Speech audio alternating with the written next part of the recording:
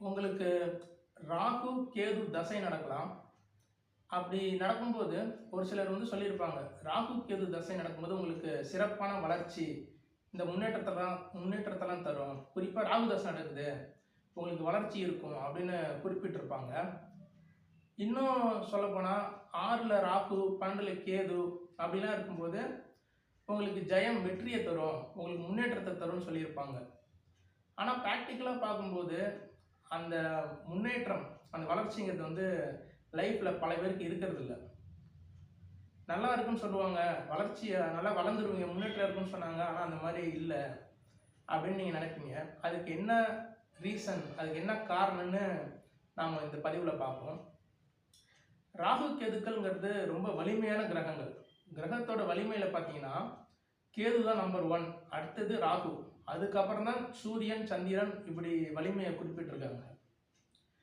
அப்ப இந்த ராகு, கேதுக்கள் தரக்கூடிய முன்னேற்றங்கிறது மற்ற கிரகங்கள் 2, 3 கிரகங்கள் கன்ஜக்ஷனா ஒரு கட்டத்துல இருந்து தரக்கூடிய வளர்ச்சியை இந்த ராகு, கேதுக்கள் தனியாவே அதை தாண்டிய வளர்ச்சியெல்லாம் தரக்கூடிய தன்மை இந்த ராகு, கேதுக்களுக்கு உண்டு. ஆனா ராகு, கேதுக்கள் சிறப்பான இடத்துல இருந்தும் ஏன் பலன் வரல அப்படின்னு பார்த்தீங்கன்னா, ராகு, கேதுக்கள்ங்கிறது ஒரு ஒரு ஜெயண்ட் மாதிரி, ஒரு யானை மேல இருக்கிற ஒரு பொன் பொருள், தங்கம் மாதிரி. அதை வேட்டையாடி எடுக்கிற மாதிரி தான் அது. இப்ப ராகு, கேதுக்கள் உங்க கட்டத்துல ஏதோ ஒரு கட்டத்துல இருக்கும். அந்த ராகு, கேதுக்கள்னு சொந்தமா வீடு கிடையாது. அல்ல மற்ற கிரகத்தோட வீட்டில தான் அது இருக்கும். அப்படி பார்க்கும்போது அந்த வீட்டுக்குன்னு ஒரு லார்டு, ஒரு அதிபதி இருப்பாரு. இப்ப சிம்மம் சொன்னீங்கன்னா அந்த வீட்டுக்கு அதிபதி சூரியன். கடகம்னு சொன்னா அந்த வீட்டுக்கு அதிபதி சந்திரன். இப்ப ராகுவோ, கேதுவோ சிம்மத்திலேயோ இல்ல கடகத்திலேயோ இருக்கும்போது அந்த கடகத்துக்குரிய சந்திரனும் சிம்மத்துக்குரிய சூரியனும் வேற ஏதோ ஒரு கடத்துல இருக்கலாம், இல்ல அதே கடத்துல இருக்கலாம். அதே கடத்துல இருந்தா ஆட்சியா இருக்கும், வேற கடத்துல இருந்தா நட்பு, பகை, உச்சம் இந்த மாதிரி ஸ்தானங்கள்லாம் அமையும். அப்ப இப்ப இந்த டேவிட் கொலையத் அப்படின்னு ஒரு ஸ்டோரி கேள்விப்பட்டிருப்பீங்க. அந்த மாதிரி தான்.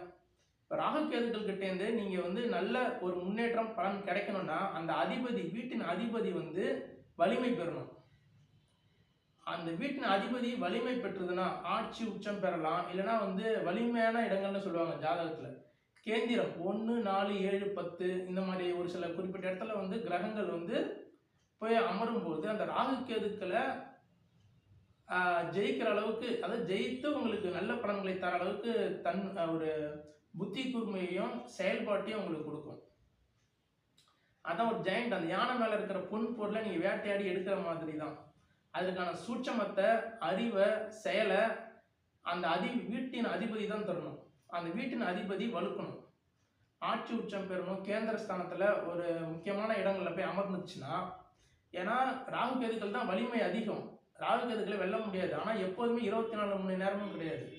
இந்த மற்ற கிரகங்களுக்கான நேரம் நல்ல இடத்துல போய் அமர்ந்து அதுக்கான நேரம் வரும்போது ராகு, கேதுக்களை டம்மி பண்ணி அதை வென்று நீங்க அந்த நபர் நம்பர் 1 பிளேஸ்க்கு, அதாவது அதிகப்படியான பேர், புகழ், முன்னேற்றம், வளர்ச்சி, பொன் பொருள், அது பல வீடு, பல வாகனம் எல்லாத்தையும் கொடுக்கும். இது நிறைய பேருக்கு ராகு, கேதுக்கள் நல்ல இடத்துல இருக்கும். ஆனா அதோட அதிபதி வலுக்காது. அதிபதி ஏற்கனவே ராகு, கேதுக்கள் தான் வலிமையானவை. அப்ப அதிபதியும் போயிட்டு டம்மி ஆகும்போது ராகு, கேதுக்கள் பாவ கிரகங்கள். அப்ப அது என்ன செய்யும்? அதிகப்படியான கஷ்டங்களை கொடுத்துருது. பலவாறு பலருக்கும் இன்னல்கள், சிக்கல்கள், தடைகள், பல வழியில கஷ்டங்கள் அந்த மாதிரி கொடுத்துருது. அப்ப ராகு, கேதுக்கள் கிட்டேருந்து ஒரு நல்ல முன்னேற்றம் அதெல்லாம் இருக்குன்னா மற்ற கிரகங்களுக்கு அந்த இடத்த வச்சு சொல்லிடலாம். ஆனா ராகு, கேதுக்களுக்கு மட்டும் அந்த அதிபதியை முக்கியமா பார்க்கணும். அந்த அதிபதி வலுக்கணும், கேந்திரம், அந்த திரிகோணம், அந்த மாதிரி முக்கியமான ஸ்தானங்கள்ல போய் அமரணும். அந்த அதிபதி வலுத்துருச்சுன்னா ராகு, கேதுக்கள் கிட்டேருந்து உங்களுக்கு ஒரு நல்ல பலன்கள் கிடைக்கும். அதோட லக்னாதிபதினு சொல்லுவாங்க. லக்னங்கிறது ஜாதகரை குறிக்கக்கூடியது. அப்ப அந்த லக்னாதிபதிக்கு ராகு, கேதுக்கள் நண்பரா இருந்துச்சுன்னா அந்த வரக்கூடிய செல்வம் இன்னும் அதிகமாகும், கொஞ்சம் நல்லபடியாக நிலைக்கும். ஏன்னா ஒரு சிலர் சொல்லுவாங்க ராகு, கேதுக்கள் கொடுத்தா கூட பிடுங்கிக்குவாங்கன்ட்டு. அதெல்லாம் அந்த மாதிரி தன்மை தான். ஏன்னா லக்னாதிபதிங்கிறது ஜாதகரை குறிக்கும் இல்லைங்களா? அப்ப அந்த லக்னாதிபதி ராகு, கேதுக்களுக்கு பகை கிரகங்களா ஆயிடுச்சுன்னு வச்சுக்கோங்க. அப்ப இப்போ அதன் மூலியமாக இவர் பெறக்கூடிய அந்த பொன் பொருளுங்கிறது வந்து விரயம் ஆகக்கூடிய சூழ்நிலை ஏற்பட்டுரும். போகங்களை கொடுத்து அந்த கிடைத்த செல்வம் பொன் பொருள்லாம் வந்து விரயம் செய்யக்கூடிய சூழ்நிலையை வந்து ராகு கேதுக்கள் வந்து ஏற்படுத்துவார். ராகு கேதுக்கள்ங்கிறது வந்து ஒரு சாயா கிரகங்கள், ஒரு மாய கிரகம் மாதிரி, மேஜிக் மாதிரி இருக்கும்.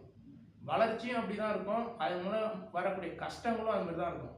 கண்ணுக்கே தெரியாது, நம்ம எதிர்பார்க்காத மாதிரி அப்படியே வந்து நெருக்கடிகளை கொடுத்துரும். இந்த பதிவை கேட்டதற்கு நன்றி.